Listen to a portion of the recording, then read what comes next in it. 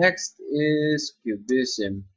Instead of viewing and displaying subjects from one fixed angle, cubism breaks the subject up into a multiplicity of facets. This way, several different aspects or faces of the subject can be displayed simultaneously. It was a truly revolutionary style of modern art developed by Pablo Picasso and George Braque. Picasso's famous artwork was The Weeping Women and The Woman with Mandolin.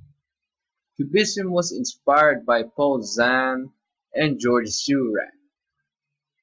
Cubism's style was inspired from Fauvism, which uses colors to represent space, and its style is also based on Paul Cézanne's three main ingredients, which is geometricity, simultaneity, and passage.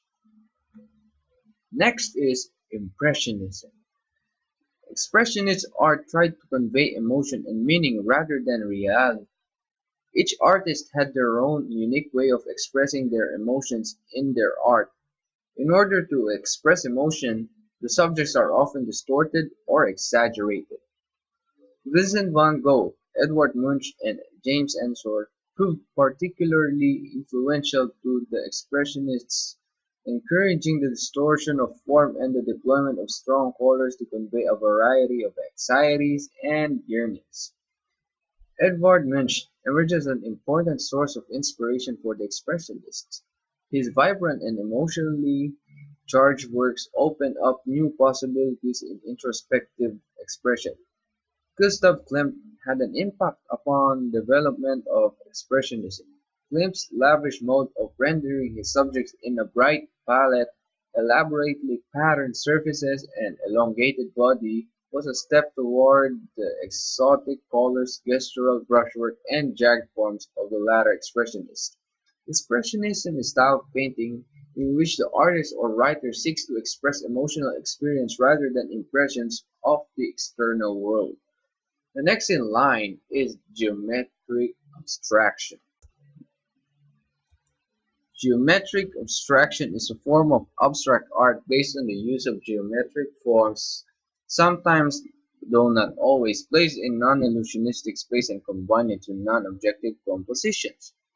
Kazimir Malevich is the forefather of geometric abstraction, beginning with his seminal 1915 paintings on black shapes, a circle, a square on a white ground, and his legendary white on square white canvas 1919 monochrome.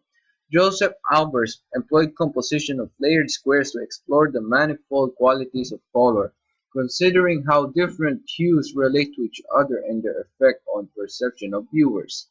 Geometric abstraction can not only be seen as an invention of 20th century avant-garde artists or movements, it is present among many cultures throughout history both as decorative motifs and as art pieces themselves.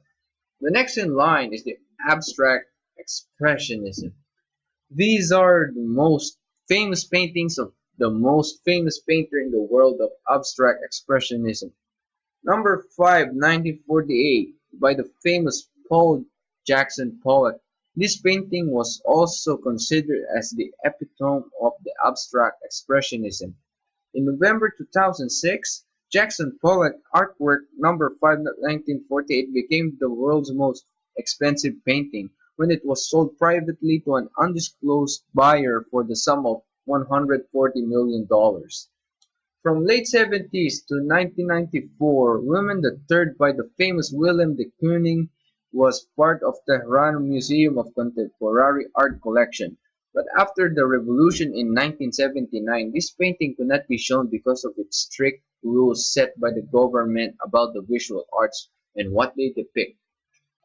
November 2006, the painting was sold by given to billionaire Stephen A. Cohen for $137.5 million, making it the fourth most expensive painting ever sold. Abstract expressionism has an image of being rebellious, anarchic, and individuality. Created using Powtoon.